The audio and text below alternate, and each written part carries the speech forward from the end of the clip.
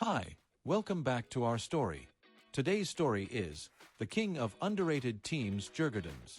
In each European Cups, there are always a small teams that exceed expectations. But Djurgardens' story is completely different. Then let's start telling the story from beginning. Djurgardens is usually a mid-row team in Allsvenskan, but has been frequently talked about with its rise in recent years. Djurgardens, which achieved its last major success in 2005, reached an agreement with new coach Özcan in 2017 to break this downward trend. Although the coach's inexperience caused concern among fans, this concern disappeared after good results. Coach Özcan won the Swedish Cup in his first season and finished third place in league. Coach brought not only success but also vision to the club. Team was playing with such enthusiasm after so many years. However, next season they could not qualify for the groups in the Europa League. After finishing the league 7th, parted ways with coach Özcan, who laid the foundations of rising. Djurgardens started 2019 by signing coach Kim Bergstrand. Coach went to a new structure in team to take the success even further. This structure worked and Djurgardens became the Swedish League champions in 2019. The success that came after these years made the fans very happy.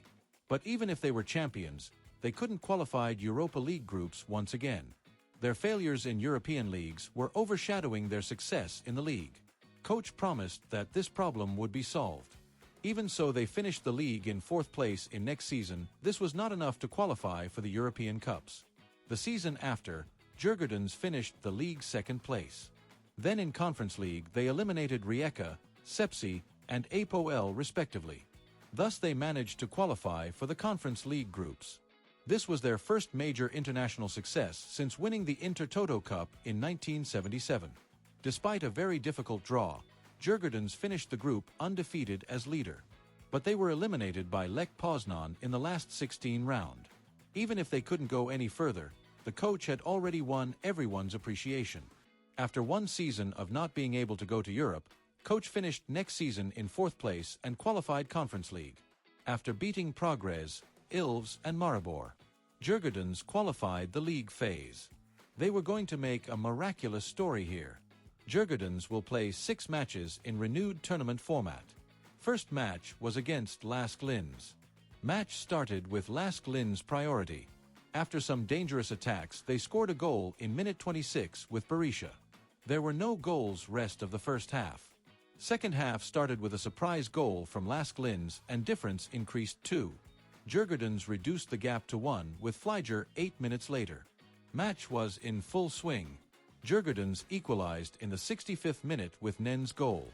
Both teams played more defensively for the rest of the match, and match ended with this score. Djurgardens managed to get 1 point from a tough away match. Second match was against Vitoria Guimarães in Sweden. The geography of Scandinavia is much colder than other countries. This gave Djurgardens a huge advantage. But Djurgarden management sacked coaches after losing Hammarby, and Robert Bjorknesjo appointed as new coach. Djurgarden was playing terrible after this sudden change. Guimarães was the only side attacking. First goal came from Guimarães. Only 4 minutes later, Stenson scored. However, they failed to prevent the goal in 79. And Djurgarden lost his second match in league phase 2-1. New coach lost his first match as expected. And there are only a few matches left until end of the Swedish League. Djurgardens must finish the league top 3 for Europa League qualification. This made process even more difficult.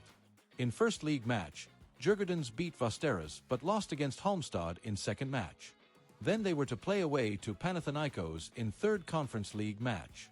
Hosts scored early and they missed so many positions in first half.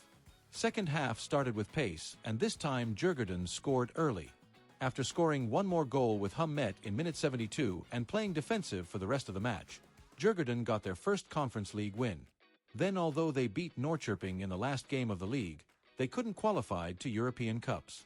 Now they have no other competition to play in other than Conference League. Fourth match's opponent was the New Saints. Match was dominated by Djurgårdens from start to finish. But Gullickson's goal was the only goal in match and finished 1-0. Despite winning the match, fans were not satisfied with this score. Vikingur was next opponent. There was a similar game to previous match. Djurgarden couldn't score a goal despite all dangerous attacks. Djurgarden attacked more in second half and scored 2 goals in a row. But they received a red card and conceded a goal in 9 minutes. Although the fans were worried about losing points until end of the match ended with same score and Djurgardens won. Last league phase match was against Legia Warsaw. It was tough. But contrary to expectations, Djurgarden easily finished first half 2-0 ahead. Djurgardens was better side in second half too and match ended 3-1. Djurgardens played well for first time. However, management didn't give him another chance and parted ways with coach. Contract signed with new coach Jani Honkavara. Finnish coach has coached Finnish teams before and he was assistant coach for Finland national team. In draw, Pafos came after eliminating Omonia for Djurgardens in round 16. In first match, Djurgardens couldn't perform well as expected. They changed 3 coaches in 3 months. And it affected the team very badly. First half was very tasteless. Second half started with Pafos attacks. After some missed positions, Pafos scored at minute 65. Djurgardens couldn't score a goal rest of the match and lost its first match 1-0. Rematch was in Sweden. And again Djurgardens wanted to take advantage of climate. Pafos, as a southern team, couldn't adapt to the northern climate. Djurgardens dominated the match at home. In this way, Djurgardens beat Pafos 3-0 easily. Djurgardens reached quarterfinals with this score. They drawn Rapid Wien. Also, Allsvenskan was starting before this match.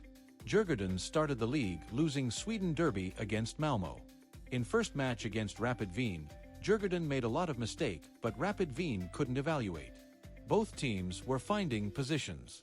After a high-temp first half, Findell accidentally scored an own goal at minute 62. For the rest of the match, Djurgardens failed to capitalize on their chances and match ended 1-0. Djurgardens lost another big match in league against Hammarby. With all this, it was very difficult for Djurgardens to make the round. But in rematch, Rapid Wien's player Sangar received a red card in 7th minute. This could have changed everything. In 42nd minute, Djurgarden converted the penalty and took the lead. However, just 2 minutes later, they scored an own goal again with Larsson. Then Rapid Wien both the first and second halves balls saved from the line. As the match approached the end of the match, Djurgardens scored with a great shot from Kosugi and took the match into extra time. As soon as extra time started, Djurgardens took the lead with Gullikson's goal. Gullikson scored another great goal before extra time's first half ended. In the second half, Rapid Wien got the second red card, but the score remained unchanged and Djurgardens advanced to the semi-finals. Djurgardens achieved the biggest success in its history. All the Swedish people were proud of them. And opponent in the semi-finals was Chelsea, who would become champion. Everyone knew that Djurgardens would not make the round, but they were going to give their best. Also, due to focusing too much on the Conference League, Djurgarden was too far behind in the league. When match day arrived, everyone was in the stadium, Djurgarden fans and non. They supported their team a lot, but Chelsea dominated the game from start to finish. They took the lead in 12th minute with a goal from Sancho. They increased the difference to 2 in 43 minutes easily. In second half, the difference increased to 4. Djurgardens scored their only goal of this matchup in 68th minute. And match ended 4-1. No one was surprised because everyone was expecting this score. They were even happy to score a goal. Djurgardens played the second match as a formality. But they performed very well in their farewell match. Chelsea can only scored 1 goal. And it was end of their Miraculous Conference League story. Unfortunately, we can't see them any European leagues next season. And since their bad performance in the league continues, we probably won't see them in 2 years. But these historical success will always remain in mind.